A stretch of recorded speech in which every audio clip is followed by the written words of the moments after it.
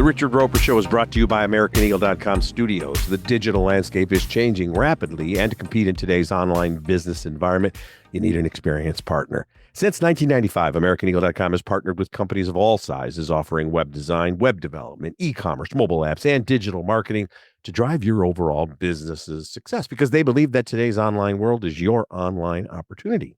Visit AmericanEagle.com to get started today. AmericanEagle.com. Well, we start off with sad news this week.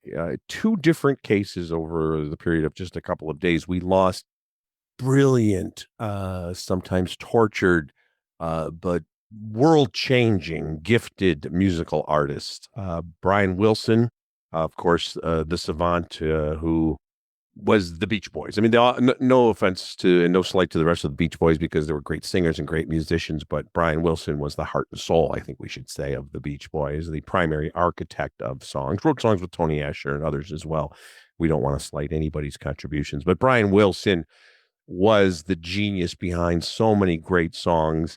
And, there are so many movies about him and documentaries and fictional films and books you could read up on, and please watch some of the documentaries and things about Brian Wilson out there. But for younger people who don't know, you've heard his music in so many movies throughout the years as well. Songs like Don't Worry Baby and God Only Knows, if you might remember, at the end of Love Actually, when the main characters, many of them are reuniting at the airport at Heathrow, and then they shot footage of actual real life people reuniting and seeing each other and hugging, and this beautiful montage set to God Only Knows. Wouldn't It Be Nice? I think it was the closing credits for Shampoo, the great Hal Ashby film. And then Good Vibrations has been used. Remember, it was used in Vanilla Sky, kind of the moment of realization when we learn, and Tom Cruise's character learns, that it's all been kind of a simulation. In so many other movies as well. And oh man, that music is just so beautiful and complex, and the production, there's Pet Sounds was the famous album that actually didn't do well commercially at first, but has come to be regarded as the stuff of legend, and inspired Paul McCartney to say, the Beatles, we got to up our game and do something like Sgt. Pepper's Lonely Hearts Club Band. And Paul McCartney has also said that God Only Knows, it is just about the perfect song, and it gets him every time. It gets all of us every time.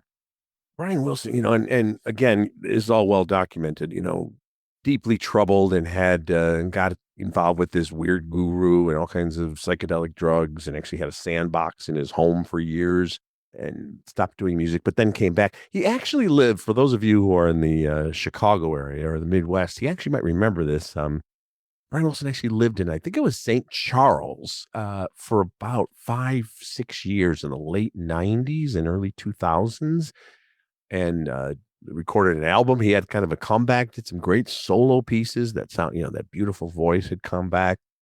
And then I think moved back out to California, but he was actually living in the suburbs for a while. But yeah, a man who had a lot of issues, and sometimes got some great help and sometimes not such great help. But Brian Wilson has left us at the age of 82. Absolute songwriting and performing genius. I'm looking at the list that I just pulled up I mentioned Love Actually and Vanilla Sky. Boogie Nights also featured God Only Knows. Almost Famous featured Feel Flows from Surf's Up. Rushmore, Heroes and Villains. The Big Chill also had Wouldn't It Be Nice? A bunch of movies did Wouldn't It Be Nice? So rest in peace to the great Brian Wilson. That music will live on forever. And just a few days before that, we heard of the sad news that we had lost Sly Stone, the incredible musician and singer, a true pioneer. He was also 82 years old. And from about 67 to the mid 70s, Sly and the Family Stone had a bunch of hit singles, legendary performance at Woodstock and other music festivals. There's a documentary called Summer of Soul, where they do an incredible live version of Everyday People. And there was recently Sly Lives. It's a documentary on Hulu directed by Questlove that goes in. And again, with Sly Stone, started, I think, as a church singer, and actually was a DJ as a young man, like in California, because he had those great pipes. And then and the Sly and the Family Stone, there actually were family members. I think his brother, I know his sister, they were in the band. Incredible music, Everyday People. Again, a song that is heard in lots of movies, other Sly and the Family Stone songs, Family Affair. Thank you for letting me be myself again. That's how they spelled it in parentheses. For letting me be mice, Mice elf again. Dead Presidents featured the music of Sly and the Family Stone. Crooklyn, Transformers, kind of underrated, or well, it did pretty well, but a film with Ryan Reynolds called Definitely Maybe. Watch the opening sequence. You should watch the whole film, but you can get the opening sequence on the YouTube or whatever, where he actually kind of kickstarts the movie with Everyday People, one of my favorite songs of all time. And same thing as Brian Wilson had his demons, and so did Sly Stone. I know there was a period of time where it was a 50-50 coin flip if he would even show up for concerts. I know in Chicago, this is a little before my time, but I remember hearing about it, and you can look this up. There was a concert. They were going to do a big giant concert in Grant Park, and the opening acts went late, and for some reason or another, Sly and the Family Stone, I don't think they ever showed up, and there was an actual riot with dozens arrested and many injured. And some thought maybe the album that they did, There's a Riot Going On, was about that, but that was actually There's a Riot Going On with Sly Stone's response to Marvin Gaye's What's Going On song. That was his answer because, of course, such tumultuous times. But then, yeah, he disappeared for a long time, and we wouldn't hear from him. But the music, again, those songs, the Beach Boys songs, the Brian Wilson solo songs, and Sly and the Family Stone, they had, I think it was almost 9 singles, I think, were in the top 40 altogether. Dance to the Music was another great song. So the music of Sly Stone and Brian Wilson, a real touchstone in our popular culture for many, many years, and still lives on and still sounds so great. And both of those artists had such summery songs. Not all of them, but so many of them, like, in fact, Hot Fun in the Summertime. And we mentioned some of the Beach Boys song. Obviously, they did the surf music and everything, but they just kind of, evoke thoughts in times of summer. So we lost them both here in this week in June. Some other things happening in the world of popular culture. This one is kind of strange. So Miley Cyrus had a screening at the Tribeca Film Festival. You know, the Tribeca Film Festival, Robert De Niro et al. I've been there a few times. It's become a huge thing, and it's really cool. So here's the story here. Miley Cyrus was at the Tribeca Film Festival premiere of Something Beautiful. It's a visual album that's going to accompany her new record of the same name. And after the movie played, the sold-out event culminated with a discussion featuring Cyrus and various collaborators. But the conversation, this is the story that's out there, believe it or not, the conversation was repeatedly interrupted because disgruntled fans at the Tribeca Film Festival, remember, this is the Tribeca Film Festival, somehow thought they had bought tickets to a concert. We thought this was a concert, one attendee screamed. We paid $800. There's footage of this out there. Are you actually going to sing? Said another audience member. And then they even got specific saying, sing The Climb. You can see it. This is the Tribeca Film Festival. How does it feel to have a fame? Are you actually going to sing? Please! Sing The Climb! Yeah! Sing The Climb! You have to start it.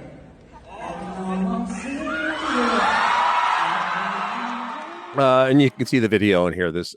Miley Cyrus seems taken aback because it was clearly not billed as a concert. I don't believe she's even on tour right now. And I guess through the secondary market, maybe there were some ticket brokers. I don't know that were kind of making it sound like there was going to be some sort of performance. But to her credit, she said, you have to start it to the audience. And then they did a few verses. She did a few verses of The Climb. Right. That's the song, The Climb, from the Hannah Montana movie. Great song, by the way. So it was kind of an a cappella one song performance, and the audience joined in. To the people who went to the Tribeca Film Festival showing of a visual album and a Q&A, who expected they were going to get a concert, you're dumb. And then you're rude. Because if you got, listen, if you spend $800 for that, well, there's one born every minute. But to start heckling, then it was clear that it wasn't a concert, right? But that's what people do now. They like to do the heckling, right? I also wanted to mention, I thought this was something kind of cool to mention, a man by the name of Stephen DeMaria, which is not a name you probably know, but Mr. DeMaria coordinated the construction of sets for Saturday Night Live for 50 years. So essentially the entire run of the show, actually the entire run of the show, and is retiring. And he got a great write-up in the New York Times. And I thought that was really cool. So what they do, they design the sets, they sketch them out and do all that stuff, probably do a lot of it on computer now at the SNL, headquarters and the offices at 30 Rock. But they're actually constructed and built in the Brooklyn Navy Yard, which is miles away. So in other words, they have this big, it's huge, this huge warehousey kind of thing, football fields in length. And that's where they've actually constructed the sets for Saturday Night Live, go all the way back to the first year and obviously the weekend update desks, but also the sets each week because, people talk famously about how the writers have to, cram on Tuesday night and everybody pitches their sketches and out of 50, 8 make it. It's high pressure and everything. But then when they decide which ones they're going to do, you need a set.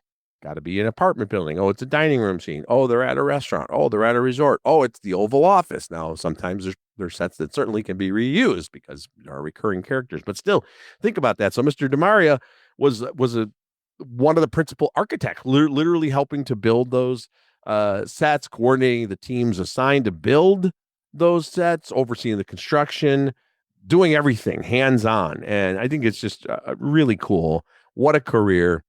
He started off in the old NBC studios way back in 62, working on the Sammy Davis Jr. show and the Perry Como show and, various members of the soap operas and things like that. But finally retiring after all these years and so you think about everything from like the recording studio where Christopher Walken said, I need more cowbell, or, Chris Farley, the van down by the river, every character, whether it's, the bye-bye on the airplane, all those sets. And Mr. DeMaria was one of the leading figures in constructing those sets. 50 years. That's really, really cool. So kudos there. Let's take a quick break and we're going to come back. I got some reviews for you guys. I don't know why my voice went up like that, but it did. All right. I'll talk to you in a second.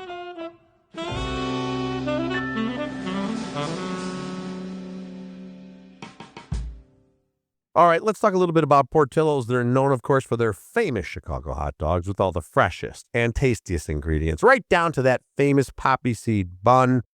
Then we have to talk about the legendary chocolate cake. And everybody knows if you've ever been to Portillo's, but if you don't, you never put the cake in the fridge. You have to have it at room temperature. That's how it's delivered to you or handed to you in the restaurant. That's the way you have to taste it. And, of course, the menu has everything from the charbroiled burger to Italian beef, to some really good chopped salads. But, that chocolate cake, I'm telling you. Now, there are locations throughout the Midwest and in Florida, California, and Arizona.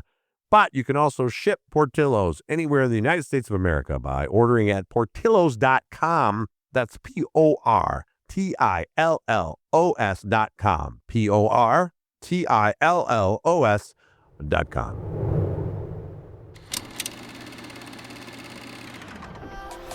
Tickets sold out in 30 minutes. I just thought I had to be there. We planned everything out, outfits, shades. There was a huge buzz about it. Let's go get it. It's about to go down. As soon as they let the gates open. They lost all control of the entry points. It was just overwhelming chaos. You can do whatever you want because you're in Astroworld. There was a countdown clock until Travis Scott came out. And that's when it started getting pretty hectic. And I'm like, oh my God, I can't take a deep breath. Because people were falling on me. Is it 911? It was crazy, man.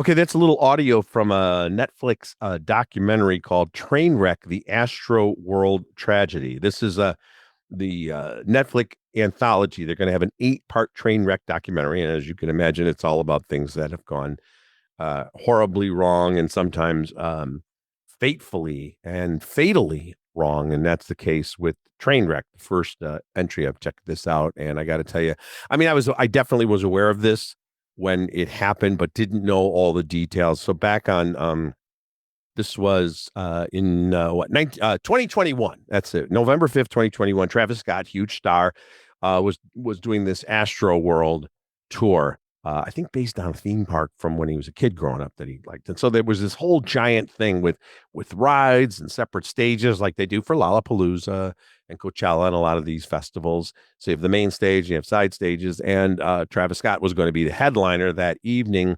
And the documentary goes into this deadly crowd crush that occurred. 10 people died, and they were the oldest was 27, the youngest was 9 years old, and hundreds were injured. And the documentary goes into the details, and is often the case here. This was preventable. When you hear about these horrible tragedy, they sold too many tickets. They do some really illuminating and insightful analysis from crowd control experts and people like that. People who were there on the scene, reporters, people who lost loved ones. But they also show these graphics that show the way the setup for the main stage was. Everybody was getting funneled in on one side. So while the concert was going on, and of course they have footage from the concert, on on one side of the crowd, everyone's just having a great time. On the other side, they were penned in, and the fences wouldn't let them move.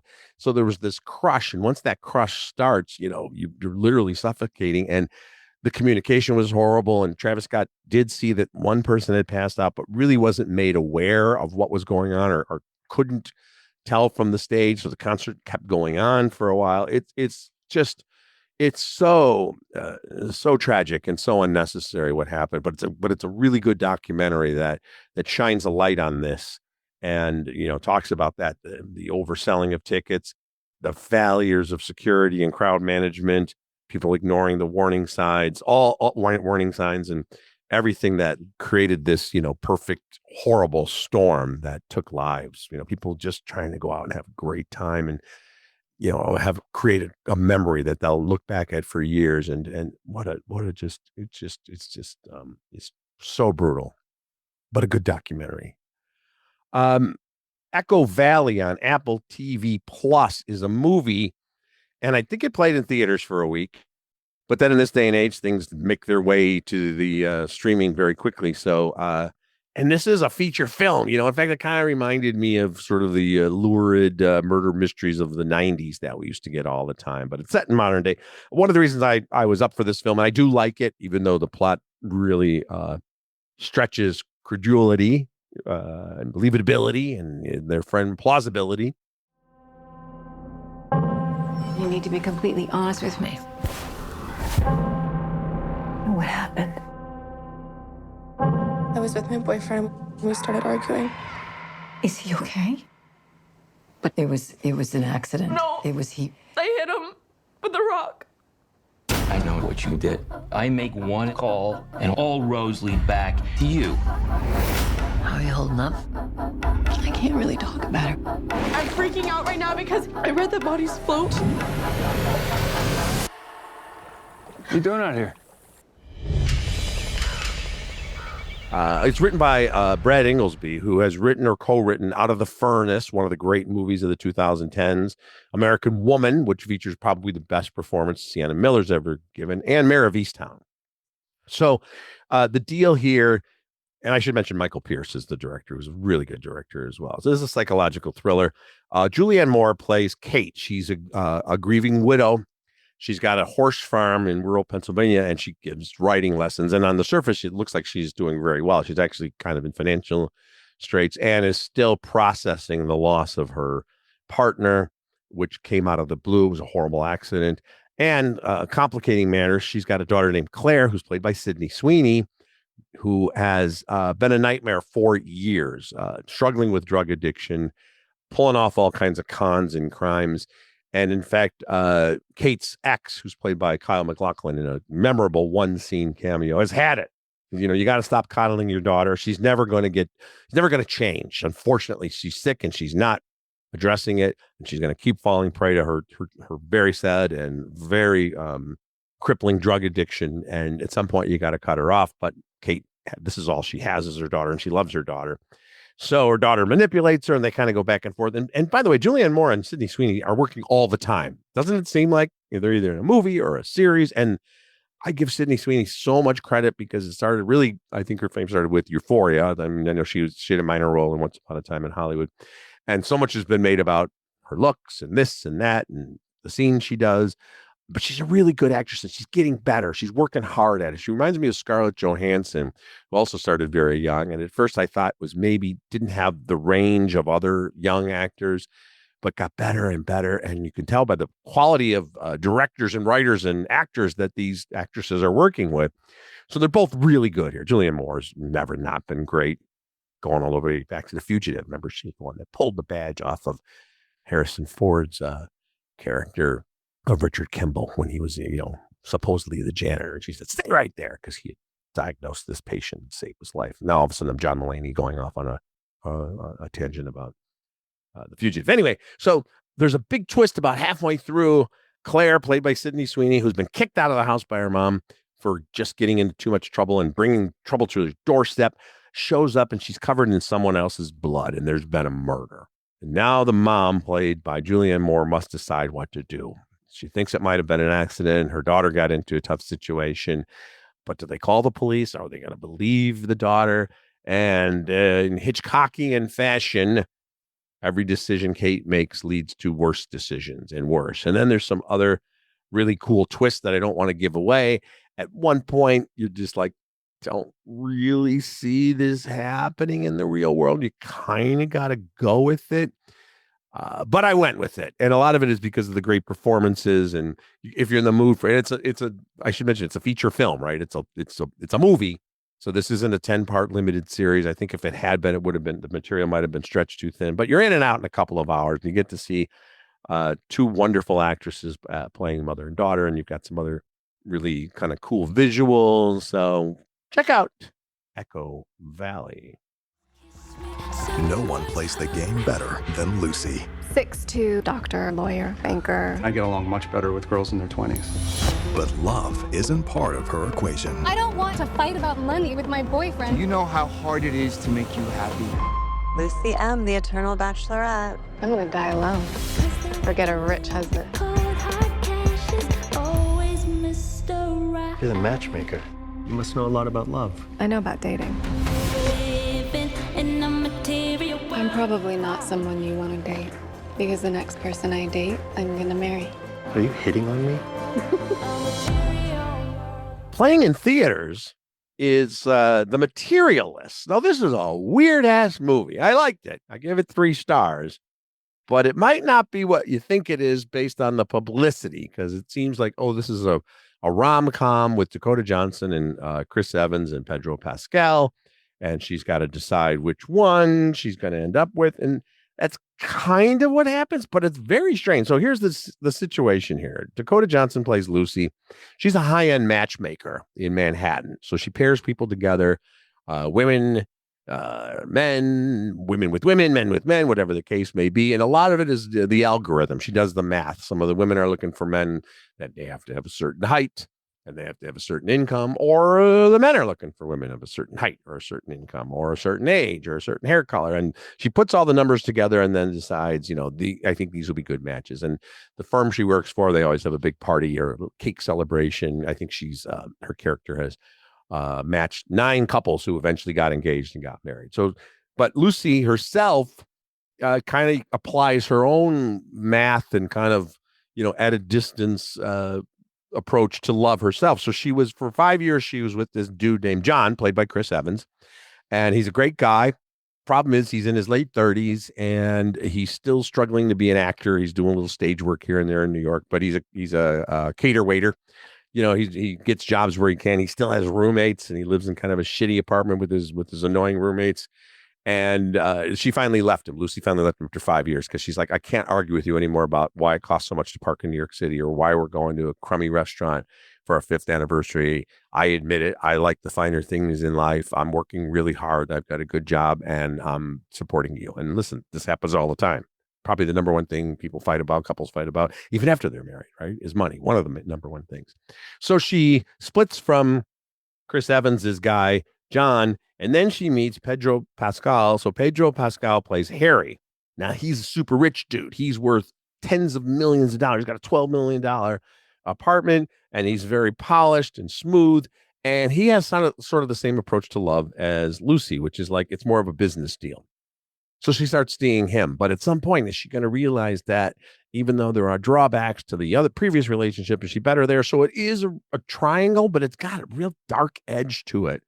All the way through the end, I have to tell you, it's a different look. It's a satire. It's very smart. Does get a little sentimental, but it's not what I think going into it. I think some people are going to go like, oh, I thought this was going to be more like, a Reese Witherspoon, Julia Roberts, early 2000s type of rom-com. And it's not a romp. I'll just say that. And the ending, the last scene plays. They used to do this a lot in movies. Like while the credits rolling, the characters are still doing things. They're still physical business. They're not having dialogue, but we're watching them from a distance. And it's a fascinating scene, but I also found it kind of sad, but really well done. All three actors give wonderful performances. The Materialists in theaters now. All right, that's going to do it for this week's podcast. We will talk again soon. Thanks for listening.